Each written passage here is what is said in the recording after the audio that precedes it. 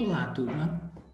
Vamos iniciar mais uma aula do nosso curso de auxiliar veterinários de pequenos animais, hoje trazendo um assunto bem legal, que dentro dos tópicos de procedimentos técnicos, nós vamos tecer alguns comentários relacionados ao atendimento a animais silvestres, né? Quando a gente fala clínica de pequenos animais, de um modo geral, nós estamos nos referindo ao atendimento a cães e gatos. No entanto, algumas clínicas, possuindo um veterinário capacitado, pode oferecer também, isso não é raro, atendimentos a animais silvestres. E por isso nós resolvemos incluir esse tópico para dar noções sobre essa particularidade das clínicas de pequenos animais. Entre os animais silvestres, nós vamos dar atenção aqui, dar algumas noções sobre o atendimento de répteis, de aves e de pequenos mamíferos criados como animais de estimação. Embora algumas pessoas, vamos dizer, um número menor, pode ter alguns invertebrados, como aranhas, anfíbios, como a salamandra, os sapos, as rãs, o pessoal que tem aquário, também esse pessoal geralmente tem alguma dificuldade de encontrar veterinários em clínicas capacitados a atendê-los. Geralmente, os veterinários que trabalham com esse tipo de animais, esses tipos de animais, trabalham em zoológicos ou outros centros de criação dessas espécies. Nas clínicas, o mais comum são os répteis, as aves e os pequenos mamíferos, e é o que nós vamos procurar dar alguma ideia aqui desse atendimento. Então, começando a falar sobre os répteis, tá? Então, dentro do grupo dos répteis, são comuns os chamados quelônios, então é um subgrupo dentro dos répteis. Os quelônios são popularmente chamados de tartarugas, né? São as tartarugas. Só que existem algumas diferenças entre os tipos de quelônios e nós vamos conversar um pouquinho sobre isso. Então, nós vamos diferenciar uma tartaruga de um jabuti, o que é um jabuti, o que é um cágado e o que é uma tartaruga. Dentro dos grupos dos lacertídeos, nós estamos nos referindo aos lagartos, tá? Então, tem várias espécies de lagartos que as pessoas podem, né, eventualmente ter como animais de estimação. Um deles são os gecos e os camaleões, por exemplo. Mas o iguana também pode acontecer e até mesmo o nosso lagarto, o teiu, pode ser uma espécie que vem aparecer numa clínica veterinária. Entre tantas outras, né? Nós estamos citando algumas. Dentro do grupo dos ofídeos, nós temos as serpentes, né? As cobras. Então, algumas espécies, alguns, vamos dizer, grupos aí.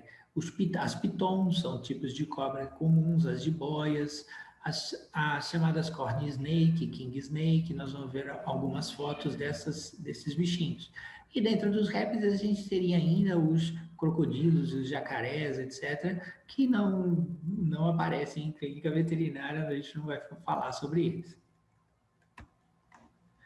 De um modo geral, a gente pode falar de algumas características importantes dos répteis, que vale para praticamente todos eles. E é interessante vocês, como auxiliares veterinários, terem pelo menos uma ideia do que é um réptil, né? Por que o réptil é um grupo tão diferente? Então, a primeira característica é que eles são chamados de ectotérmicos, tá? A palavra ecto tem a noção do lado externo, lado de fora.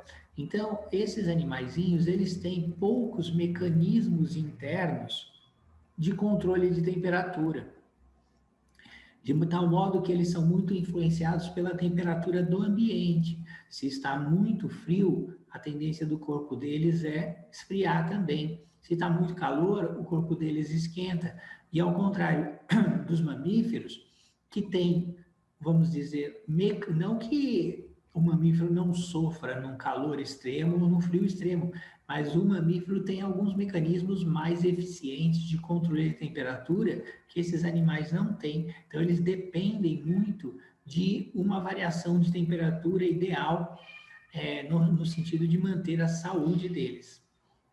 De tal modo que, como eu coloquei aqui, ó, existe uma exigência de temperatura e umidade do ar que são específicos. Cada espécie vai ter o seu ótimo. Tá? Então, se alguém quer ter um réptil, tem que saber isso e tem que saber que ele vai ter que criar um ambiente onde a temperatura não pode ultrapassar tantos graus, não pode ser menor ou maior que certo grau e que deve ainda ter um controle sobre a umidade do ar.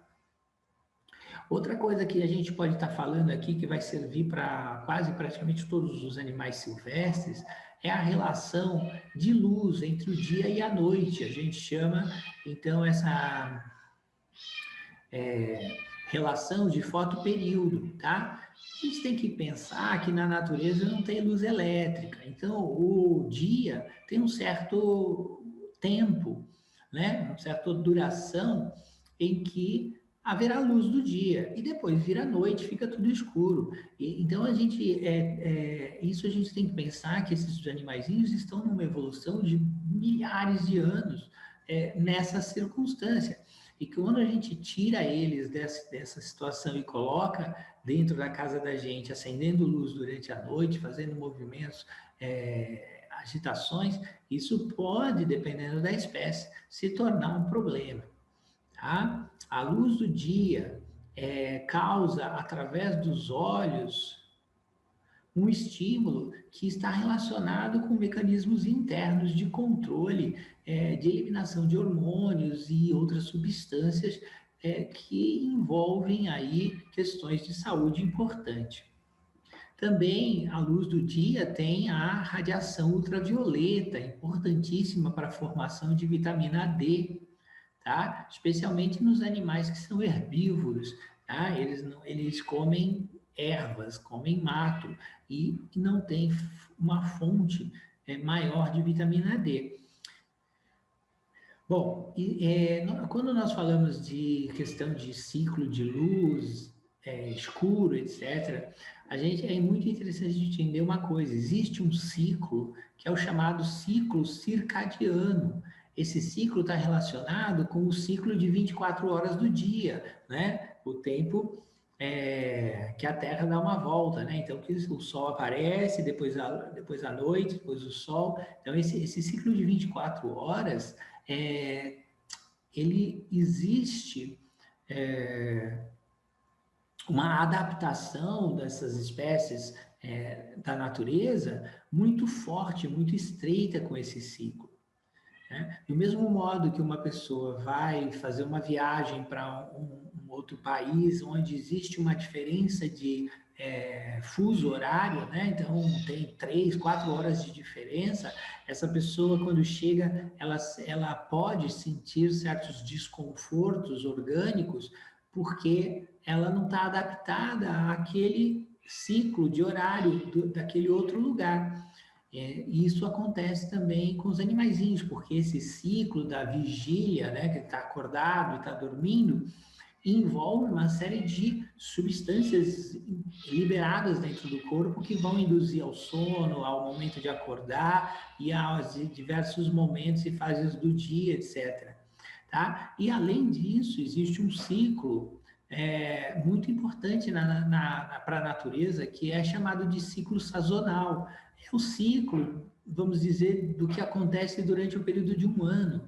Então, a gente não tem durante um ano, a gente não tem uma fase que a gente chama de verão, primavera, outono, inverno. Então, esse ciclo, essas estações do ano, é um ciclo contínuo e ele é sazonal.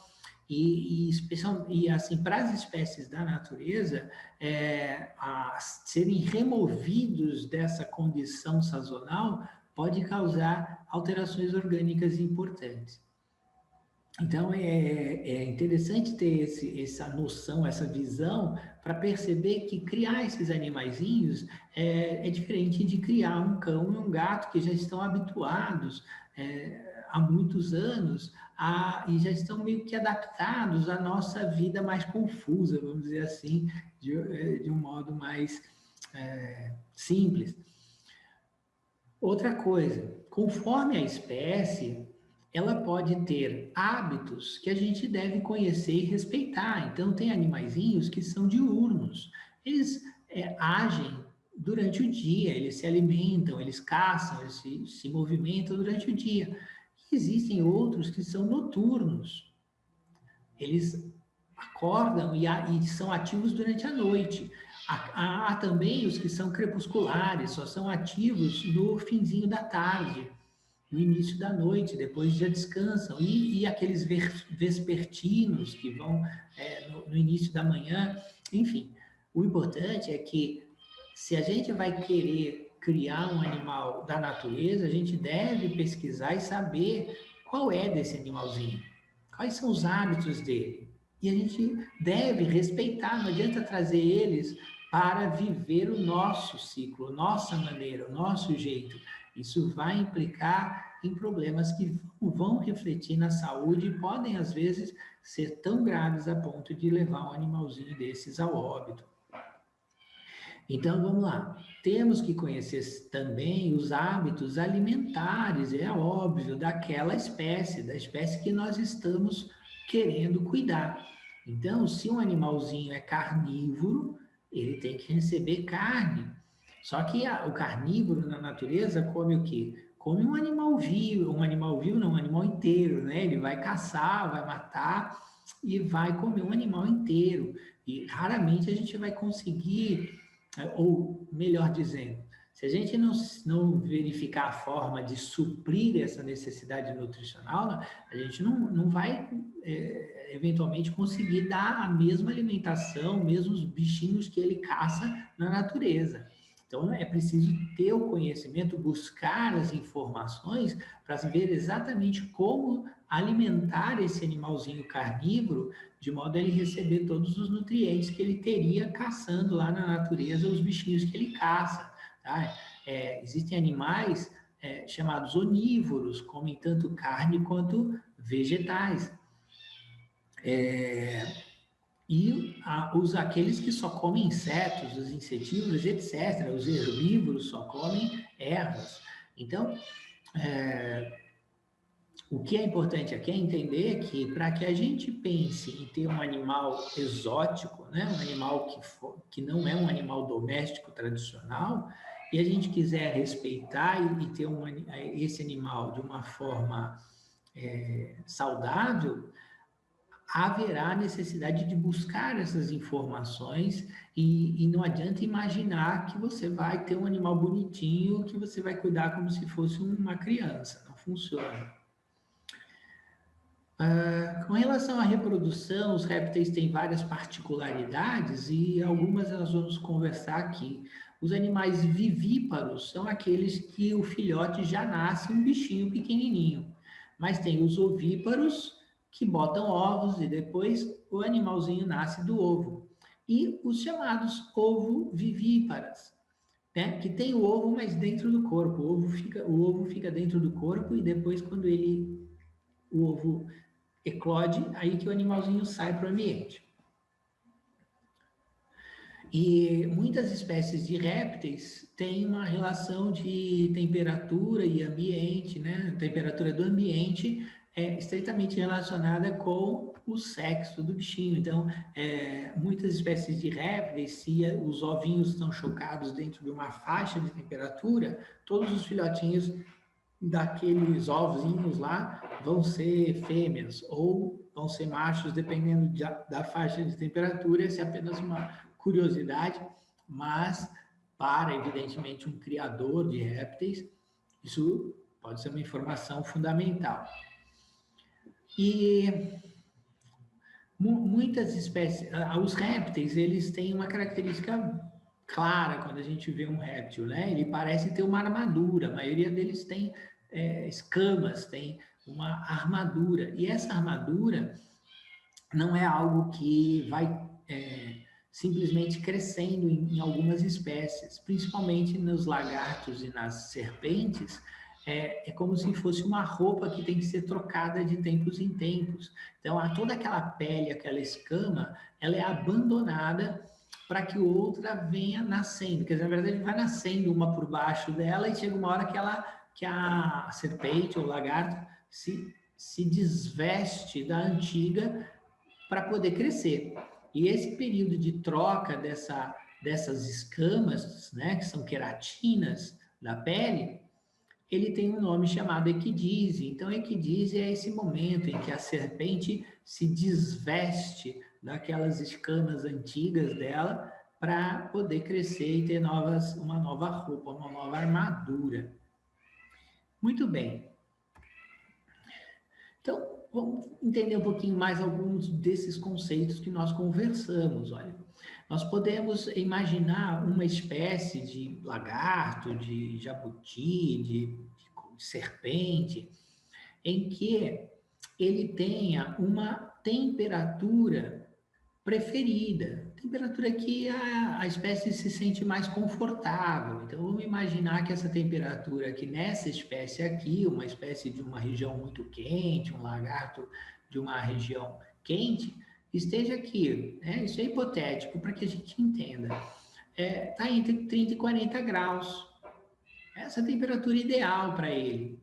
Quando ele tiver um período do ano em que a temperatura caiu para mais menor que 30, perto de 20 graus, esse bichinho só vai conseguir se manter bem se ele conseguir tomar banhos de sol e se manter quentinho. Se ele não tiver essa exposição do sol, ele pode vir a morrer por falta de temperatura. A partir de que essa temperatura cai para valores menores, 10 graus, esse bichinho já vai começar a ficar doente e pode ficar ali meio que paralisado, meio que quieto, sem se mexer durante um certo tempo, numa espécie de rigidez causada por esse frio. E se essa temperatura não subir, não se elevar, ou pior ainda, se ela cair, a morte desse animalzinho é praticamente certa. Imaginando que essa temperatura comece a subir a valores muito altos, certamente esse animalzinho também poderá ir a óbito por calor. Então, o que nós queremos dizer aqui é que a gente deve conhecer qual é a temperatura ideal para a vida do bichinho que a gente resolver criar. Ok? Aqui é um exemplo interessante de um terrário, né, que pode ser feito. E embora aqui nós temos um terrário todo bonitinho, todo enfeitadinho, a gente tem alguns jabutis aqui, né? Tá perfeito, um substrato a gente chama que é o piso, né? A gente chama de substrato, tá aqui com folhagem, né? Tá provavelmente uma areia, uma folhagem, ele tem um laguinho que dá umidade aqui para a região, tem o comedouro, algumas folhinhas, né? Tem um ambiente que ele pode aqui subir e uma toquinha para se esconder aqui, outra toquinha para se esconder aqui. Tem uma iluminação, existem algumas lâmpadas especiais que emitem o raio ultravioleta, né, em alguns horários do dia, né? Isso, então, tem momentos em que deve ficar ligado, depois desligar, conforme a espécie, tem uma certa duração em que essa luz deve ficar acesa e apagada, e eu chamo a atenção principalmente para esse reloginho aqui, ó. Esse reloginho aqui, ele marca qual é a temperatura que está aí dentro, e ele marca também qual é a umidade do ar nesse ambiente. E é assim que se mantém adequadamente um réptil, controlando a temperatura e a umidade do terrário onde ele se encontra. É claro que a alimentação correta vai ser fundamental, né? Um piso correto para que eles não se machuquem, um ambiente que evite estresse, que tenha casinha para ele se esconder. Todo esse conjunto é importante, né? A iluminação que a gente já falou, que nesse caso substitui a luz do sol. Todo esse conjunto, né, é que vai fazer com que esses bichinhos sejam saudáveis e vivam bem. Então, ter um réptil envolve ter esses cuidados que nós estamos apontando aqui. Não é simplesmente pegar e botar numa gaiola, isso é inaceitável, tá? É preciso ter espaço para que eles caminhem. Sobe, desce, faça algum exercício, isso chama enriquecimento de ambiente. Tá? Então, essas noções é que nós estamos querendo passar para vocês. Então, aqui nós temos um termômetro. Esse tipo de termômetro, ele dá a temperatura né, que a gente chama interna do terrário, do aquário, do lugar, e o out, quer dizer, o lado de fora. Como que está a temperatura fora do terrário e dentro do terrário? Então, esse termômetro é bem interessante. E aqui a gente tem um termostato, né, que nada mais é do que uma resistência que esquenta o ambiente. Então, pode haver conexão entre esses equipamentos de tal modo que, quando a temperatura vai baixando, o termostato vai ligando e vai aquecendo, e vice-versa. A temperatura volta ao normal, o termostato desliga. Né? Hoje a tecnologia permite isso mais ou menos com facilidade, e é assim que a gente deve controlar a temperatura dentro de um recinto de animais, de répteis. Nós temos aqui alguns exemplos de lâmpadas ultravioleta, né? Então, a lâmpada ultravioleta é aquela que vai imitar, entre aspas, a luz solar, permitindo que esses bichinhos